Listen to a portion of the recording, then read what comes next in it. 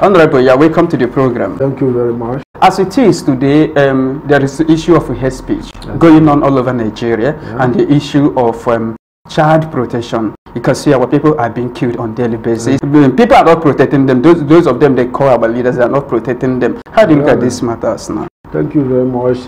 This has been an issue I want to speak extensively about. Now, let me tell you, before I start, I am very, very disappointed. It appalled me that the National Assembly is taking a bill from the federal government on hate speech. And as I'm talking to you, they are trying to endorse hate speech as a capital offense. When you endorse a hate speech as a capital offense, it means that the capital offense can bear the penalty of death sentence or more than 10 to 15 years imprisonment. But as I'm telling you, the presidency that initiated the hate speech bill that submitted to the National Assembly and lower assembly for approval, the capital offense they wrote there is death sentence, if I'm not mistaken. Now, what is hate speech? The hate speech, let me tell you the origin of the hate speech. The hate speech emanated from Mazen Nnamdi Kanu when he was trying to air his views on the marginalization, on the situation of the government of the day against the Biafrans and the Igbos and every other ethnic groups surrounding the Biafran nation. You cannot tell me that if they kill 15 of your brothers and you came to lament, nobody wants to hear about you, nobody wants to talk about you, and you went to the police will not help you, you go to the army will not help you, you go to the constituted authority, none of them will help you. And when you are lamenting the federal government of the day that refused to help you, to seek for a help to your dead brother will now come back to you and accuse you of hate speech. What are we talking about here in Nigeria? Is this not another way to silence people from not talking after a lot of impunity? Yes, of course. It baffles me that our people are supporting the so-called hate speech bill. Why? They killed people in Enugu. Herdsmen, let me tell you the truth. They are not giving you people the accurate information of what's going on. Herdsmen has killed in Okigwe under Imo State. They've killed in Okigwe under Abia. They've killed in Asaba. They've killed in Enugu. They've killed in Anambra. They've killed in Imo State. They've killed in Port Harcourt. They've killed in every south, even in Cross River.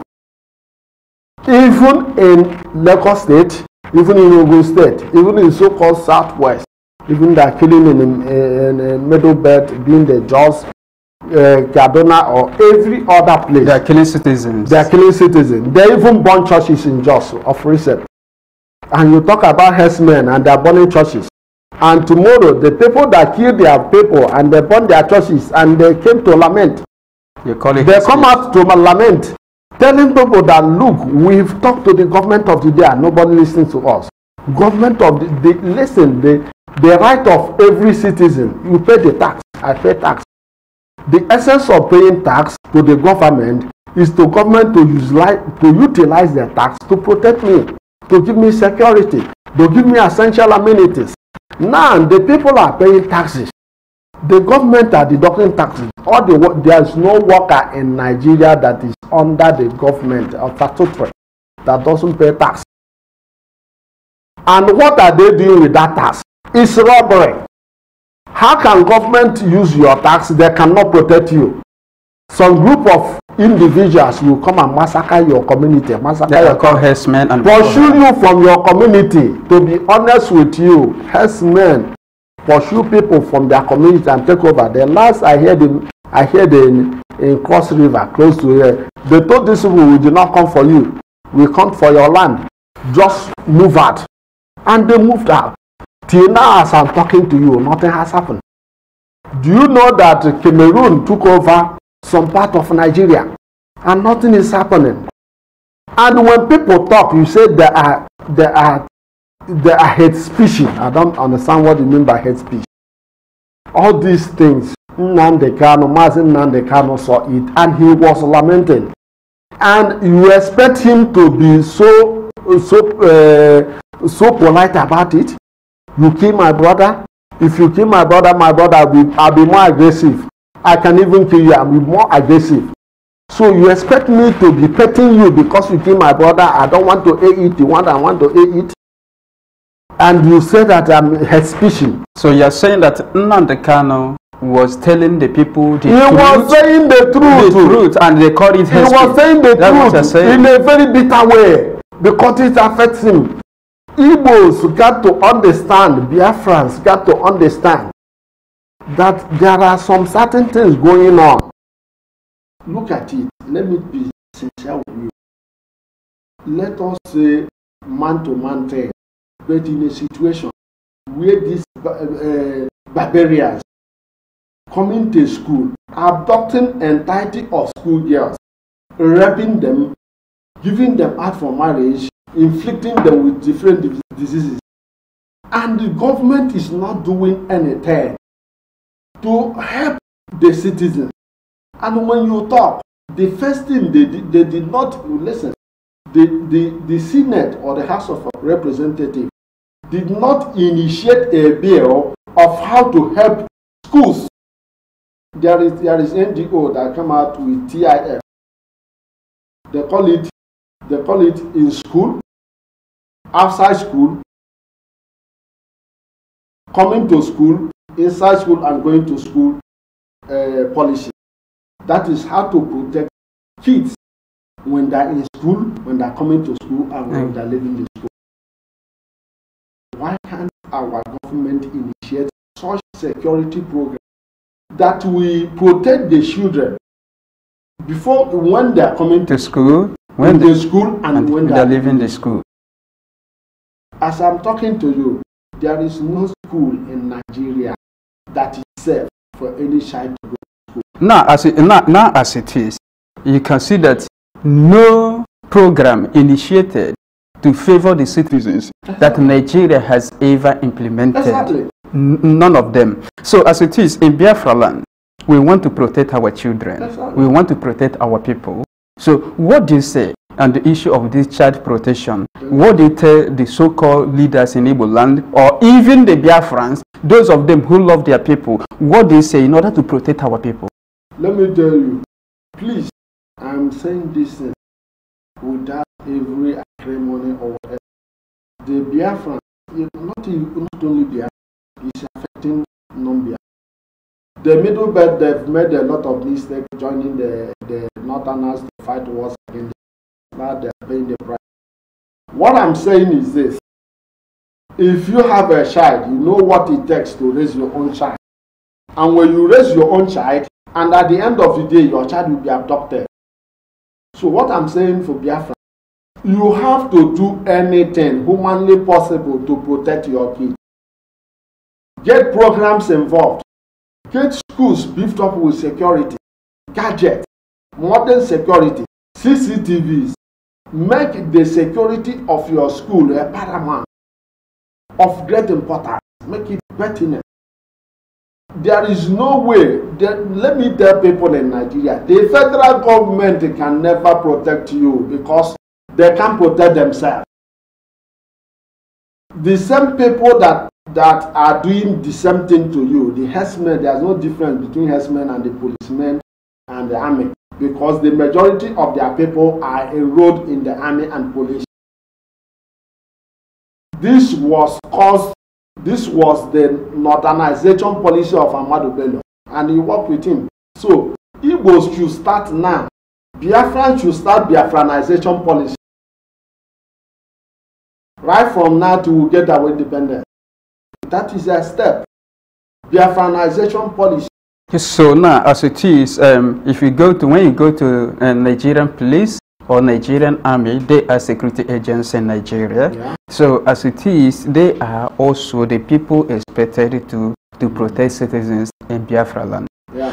And part of them, some of them are Boko Haram, because it is very clear that Muhammad Buhari, immediately he assumed office in the year 2015, Muhammad Buhari released Boko Haram members detained during Goodluck Jonathan's administration, and he recruited them to Nigerian army, to Nigerian police, and navy, and all the rest of them. So Boko Haram members and the so-called herdsmen, they are everywhere in all the security apparatuses in Nigeria. So that one is certain, because we are talking about child protection and we want our people to be protected. So how do you want us to go about it? As I'm talking to you, the government of the day is not helping, and that made them unpopular. Sometimes that is why people say there was not much during PDP.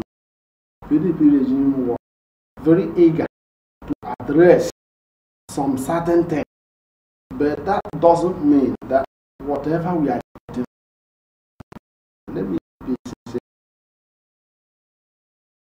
Look, it will be possible for herdsmen to come to Enugu and adopt people without you being aware of it.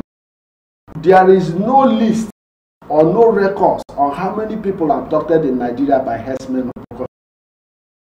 So there are still people there. You talk of the Apache girl and Chibok girls. These are the people you are aware of. What of the people you are not aware of? So I'm telling people, if you are a South Southerner or a Christian residing in North, you should be very careful. Know where you take your kids. Because if you are telling me that you don't care about your kid and you send your kid in Medugri schooling, you are on your own. So parents should be very careful. Know which school you are sending your kid. The security wise, that kid is very, very bad. Even the so-called, we are not talking about Biafra now or whatever. We are talking about the life of citizens.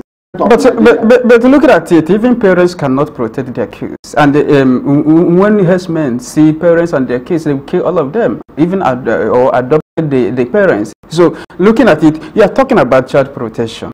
But I want you to give us some hints or ideas how to go about it in Biafra land, because you can see that the federal government of Nigeria cannot protect our people. The security agents in Nigeria cannot protect our people. And you are talking about to have a new initiative or organization who will take care of it. Can you give our audience some hints on how to go about it? Yes. If we cannot protect our kids, we cannot protect our children.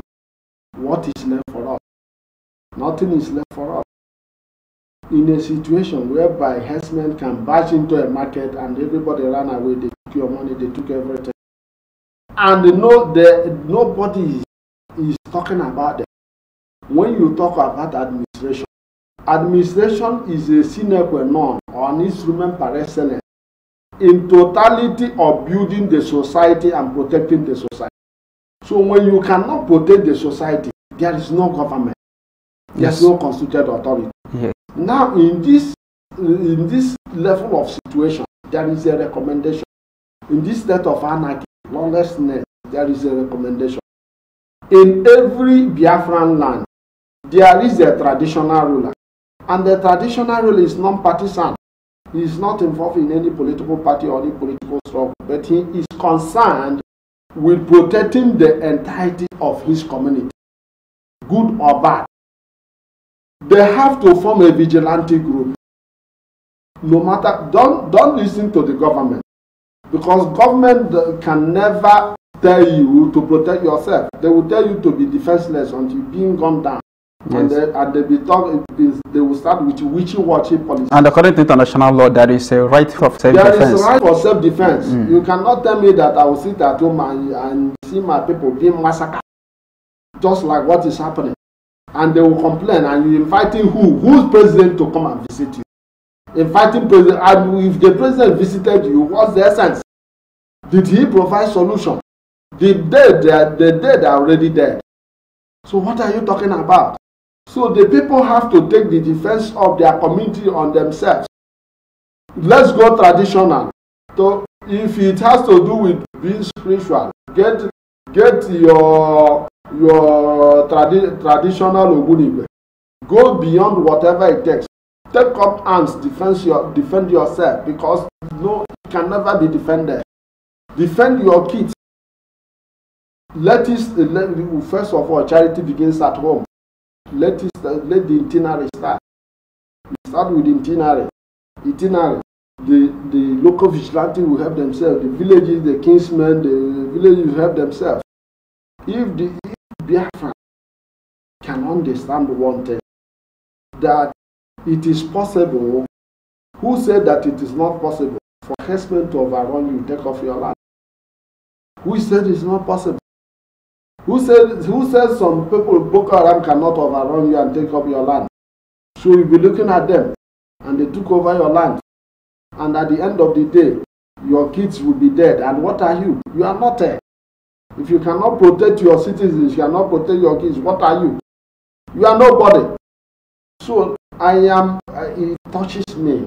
Thank you very much, Honorable. Thank you so much, Honorable. Yes, our audience, what we are saying today, what we are talking right now is the issue of hate speech. What we are saying is that the people of Biafra are not speaking hate speech in Nigeria. Anybody is talking about hate speech should go back and ask Muhammad Buhari when he said that if Igbos provoke him, that he will wipe them out of the surface of the earth. This is what is called hate speech.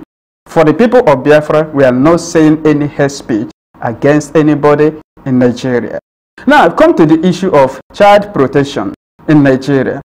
Nigerian government has failed woefully to protect the citizens. Nigerian government has failed woefully to use their security agents or operatives to protect the citizens.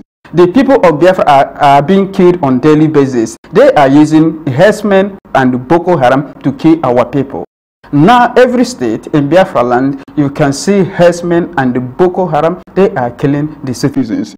Nigerian security operatives are doing nothing on that. Therefore, the solution, since international law has a recommendation for self-defense, therefore, the people of Biafra have every right to protect themselves, to defend themselves from the invaders, herdsmen and Boko Haram. So we are calling on our traditional rulers and all the people who can protect their citizens, who can protect their own people, to form a vigilante group. A vigilante group will come up with a way to protect our people. When children are going to school, when children are in the school, and when they are leaving the school, they can be protected. This is the truth of the matter. This is our advice. This is our discussion. We believe that you are listening to this program. This program is educative, informative. This is all about the truth of the matter. Thank you very much for watching.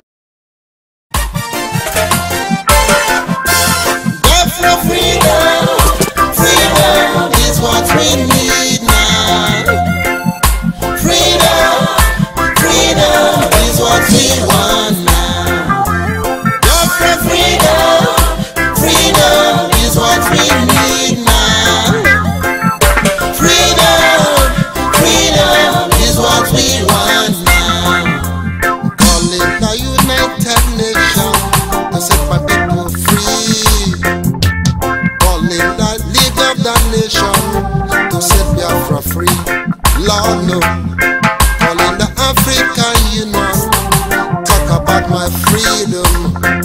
Calling the four corners of this world to set Biafra free.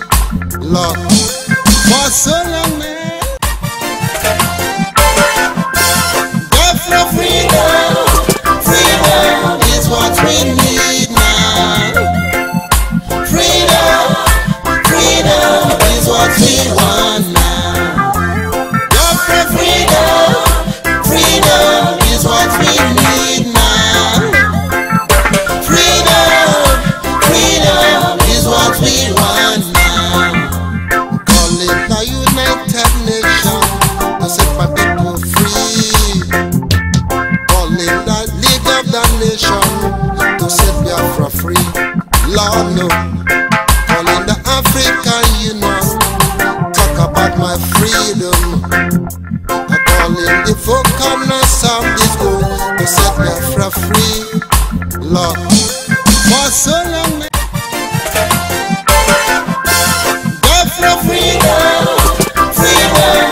what we need now. Freedom, freedom is what we want now. Biafra freedom, freedom is what we need now. Freedom, freedom is what we want now. Calling the United Nations to set my people free. Calling the League of the Nations to set Biafra free. Lord no. Calling the African Union, talk about my freedom. I'm calling the four corners of this world to set Biafra free. Lord, for so long